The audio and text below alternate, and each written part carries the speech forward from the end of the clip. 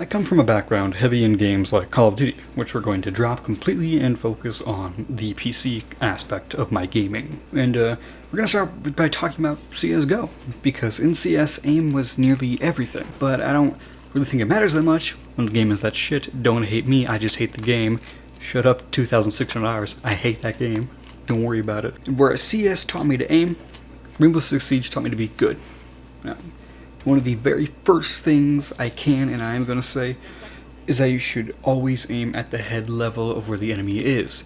So on Cafe Dostoevsky, you want to aim just above the bar. That's head level when you're peeking doorways and stuff. And of course you got to adjust if they're crouching or not, which is why you got to guess where they're going to be at. But it's just a simple trick that is one of the best ones and works so amazingly. You don't have to adjust as much, you don't have to do anything. I mean, if they walk right into your crosshair, you just shoot them and you're done. Easy day. Another thing people should do, or have already learned, is to not look at the enemy, but look at your reticle. Look at the very tip of the ACOG arrow. Don't look at the enemy, even though your eyes are going to be attracted to it. Don't look at the enemy, look at the tip of your ACOG reticle and move that. Because the second it lines up with the enemy, you're going to be more accurate, you're going to hit it right away, and if they walk right into your sight, you're going to be at a higher reaction time. You're just going to tap them instantly. It's easy as shit.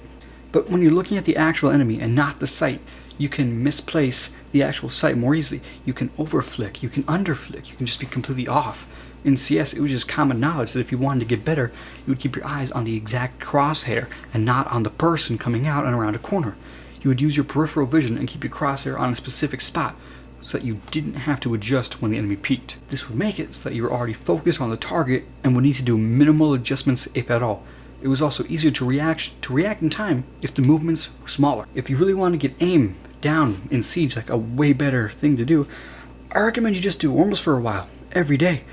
It doesn't matter if you're playing or not that day. If you're tilted off the earlier day, like the day before, and you don't want to play ranked because you're just so angry, By the way, League of Legends player, I know that shit. I know tilt, man. I hate it. But just warm up. Just warm up and practice every day for aiming if you want to get better.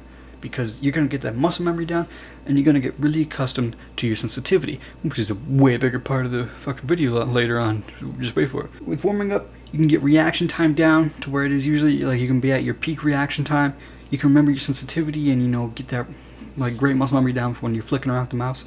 Brings me to another point, that is to be really, really set with your sensitivity. Don't change it. Don't change it too often. When you do change your sensitivity, it takes a long-ass time to get used to it again. But after a change, all your flicks will take different amounts of distance. If you change your sensitivity higher, you don't have to move your mouse as much, and you gotta get used to that. Whereas your sensitivity goes lower, you're gonna have to really move your mouse a little bit more, And it's just kind of an issue when you change it to where it upsets your muscle memory and you're less accurate then. But when you change something that is as important as your sensitivity, you really need to give yourself time to get used to it again. When warming up, there are a few ways you can go about it.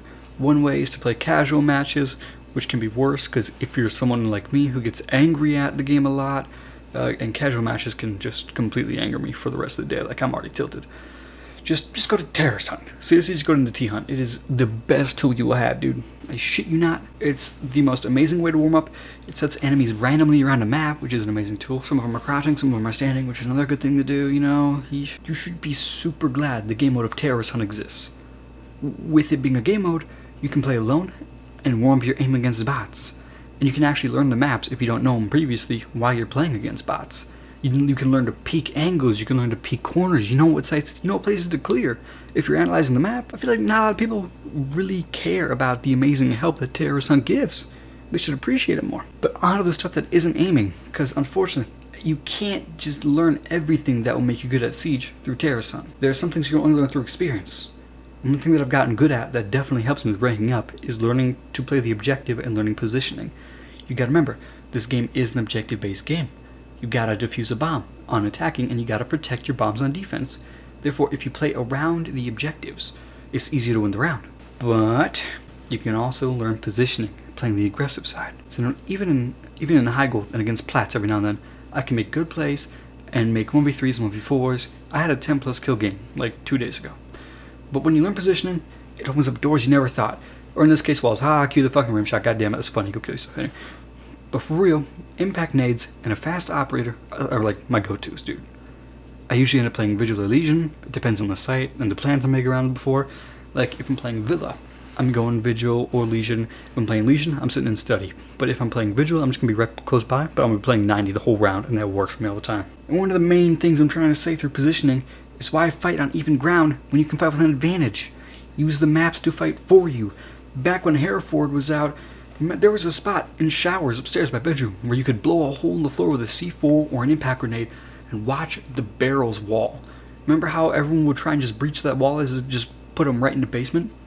If you could just break the floor in that room, you could sit there and watch people come in and they couldn't see you for shit. It was the worst map and I hated it so much. I'm so glad it's gone. But that was just a perfect spot, and it shows you the benefits of how positioning yourself better in the game can help you way more. I think I'm finally getting to the thing where I want to address some shit, In general, there are some things you can do to make it more comfortable or just better to aim. And one of the things I want to talk about a lot right now is the grip you're using on your mouse.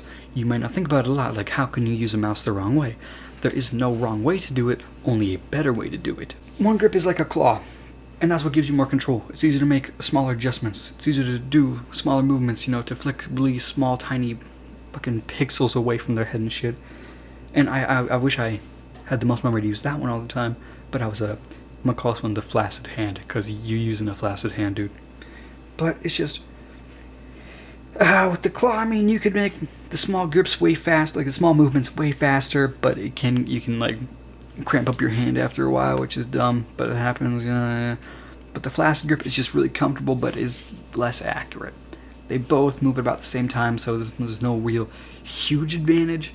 But if you are really going for like moving a tiny bit, go for the claw. When you need to be accurate, go claw, and when you need to move your flick, you use the flaccid grip.